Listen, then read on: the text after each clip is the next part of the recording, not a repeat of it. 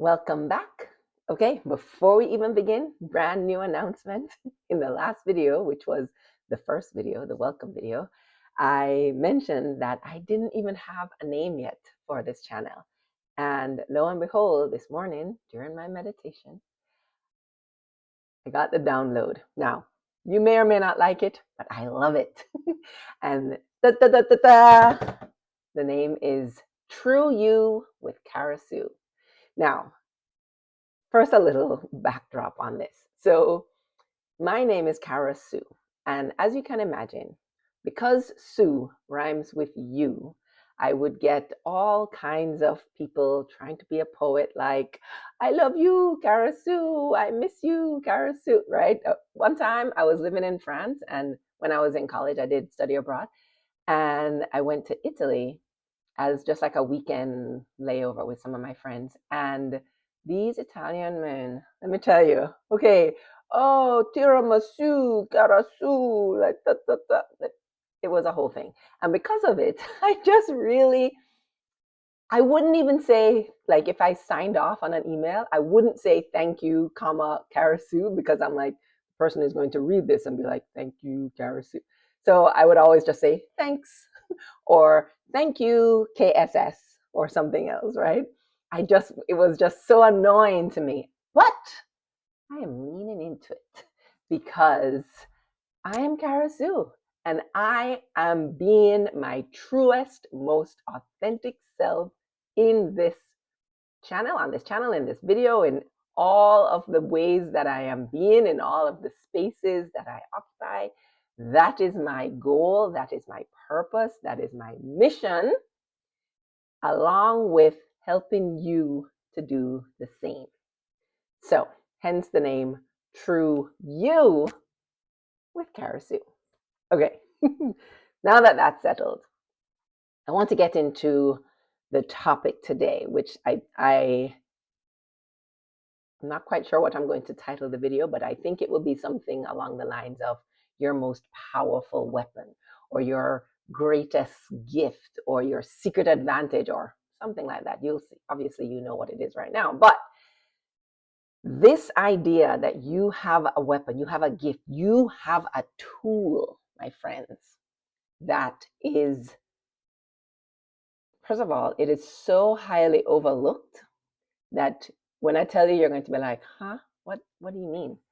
The tool, the weapon, the gift that I'm trying to tell you about is your imagination. Not trying to tell you about, that I am telling you about.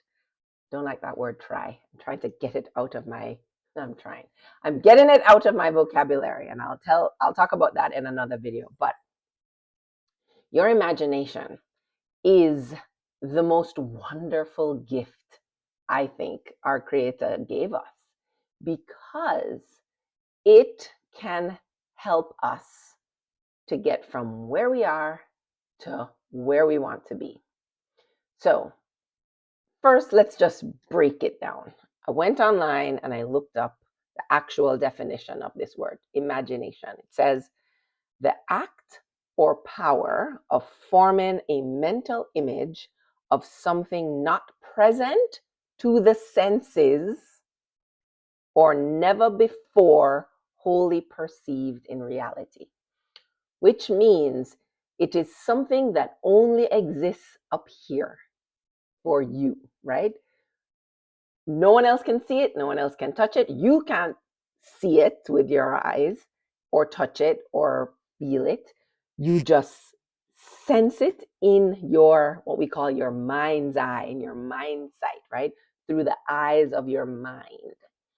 And look, if you talk to children, they use this all day long, right? I I had an imaginary friend. Her name was Penelope. Hi, Penelope. I hope you're doing well. But kids do it all the time, right? They're a Superman, they're a princess, they're a warrior, they have such a robust imagination, and in that mind's eye of theirs, there's nothing they can't do, right? They just embody the thing, and they're just, that person, that thing, they're having that experience, and they're playing with their dolls and they're making a tea party and they're doing right? That is the imagination at its finest. When you watch little kids, right, they just fully embody the experience of their imagination. Now, here's the funny thing. Not funny, haha. The funny, ironic, funny, not so great thing is that you're already using that imagination all day long. It's just that we use it in the wrong way. Or I should say, we use it in a disempowering way as opposed to an empowering way. And what I mean by this is worry, right? How many of us have had some experience, some situation where there was something pending in the future, right? Something, an exam, a job interview, uh, a doctor's appointment, whatever it is, some court date, whatever it is, something that was sort of looming over us from the standpoint of we are concerned about that thing. And when we think about that thing, we are thinking about what? All the ways it could go wrong, right? All the ways we can fail the exam, all the ways we're going to get bad news from the doctor, all the ways in which we won't get the job or we won't get the thing that we're interviewing for or that we are, preparing for. We think about all the worst case scenarios. And that, my friend, is still your imagination, right? Because the thing hasn't happened yet. It's not real. It says not wholly perceived in reality. You have now conjured up some scenario that is not real because it has not happened. And you are thinking about it over and over and over. And all I'm saying is, let's flip the switch. In the same way, you can have all that worry about the exam going badly, or the doctor giving you bad news, or not getting the job. The same exact way that you used that faculty of your imagination is the same way you could use it for good. You can see yourself getting that job offer here, shaking your hand and saying, oh, you did so well in this interview, or getting the results of that exam, or opening the exam book and being like, I know all these answers. Look at me, go, go, go. Going to the doctor and being like, false alarm. There's nothing to worry about. What I'm saying is, you can use your imagination for good, right? And this is just one tiny piece of it in terms of you have something happening or you have something that's coming up in the future for you. I keep using that word future, but as you will come to find out with me, there is no future, there is no past, there is only just now. But I'm using it just as you're gaining and understanding how I speak, you'll come to realize what I mean. But you have something, you have a date in the future that you are worried about. You can flip it and you can start using your imagination in the same exact way, but for your benefit. Because guess what? How is it going to hurt you? How is it going to hurt you by feeling good in the days leading up to the thing? What good does it do to feel badly all those days? Heck, the thing could go wonderfully well. And then now you've spent the past 5 days, 2 weeks, 3 months, whatever it was, feeling badly or like all, bottled up and concerned and fretful, feeling dread and despair. For what? For something that may or may not be a bad thing, for something that may or may not even happen, right? We have to learn, we have to get to the place where we understand that our imagination is a tool for good. We can use it for good, right? God gave it to us and even said in his word that those that imagine what they want will not be stopped, right? Whatever you imagine yourself to be or to have or to do, you can have it. Okay? So that's flipping imagination from, a negative situation to a positive situation. But I also want to talk about going a step further, right?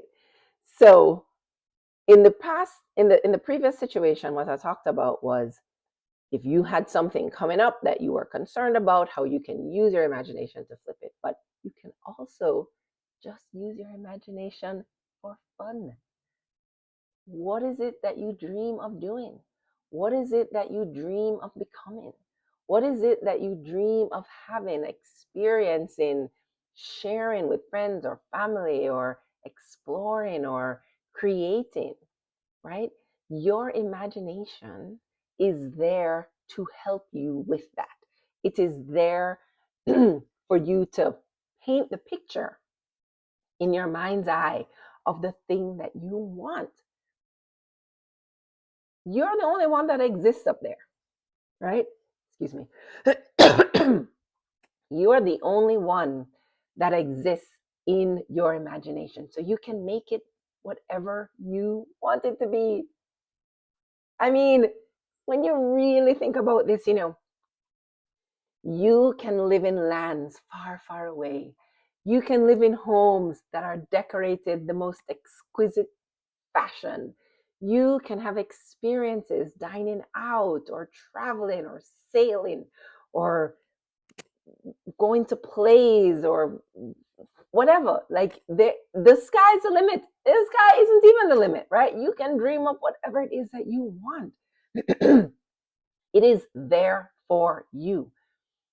We somewhere along the way between childhood and adulthood, we decided that we shouldn't imagine anymore. We decided that that's just child's play. But I'm telling you, it is the thing that is the beginning of you living the truest, most authentic life possible. Because here's why. When you sit and you imagine something, the thing that you find yourself constantly imagining or dreaming about, the reason you have that desire is because it is for you. I don't ever envision myself walking on the moon or going into space. That is nowhere on my radar. And you know why? Because that's not part of my story or my journey. I am not meant to be walking on the moon or exploring the, space. That is not my path. But you know what I do dream about? I do dream about traveling and speaking on stages and writing books, many, many books, and coaching young people and spreading the knowledge that God gave me and that I sort of cultivated because I'm just so hungry to learn more and to gain wisdom and insight and discernment. And I want to share that. And I see myself, I can envision myself on the stage. I can envision myself at a book signing. I can envision myself sitting with an NFL player who is struggling with their own life and making things work so that they can perform well on the field and off the field. Like these are the things that get me excited, right? Because that's part of my journey. That's what I envision. And so I know that the more and the longer that I hold that image in my mind is the more and the quicker it is going to come to fruition in my 3D world. And the same is true for you. I'm saying, let's not stop dreaming. Let's not stop imagining. It begins with the imagination because it will take you only to places that are already marked out for you.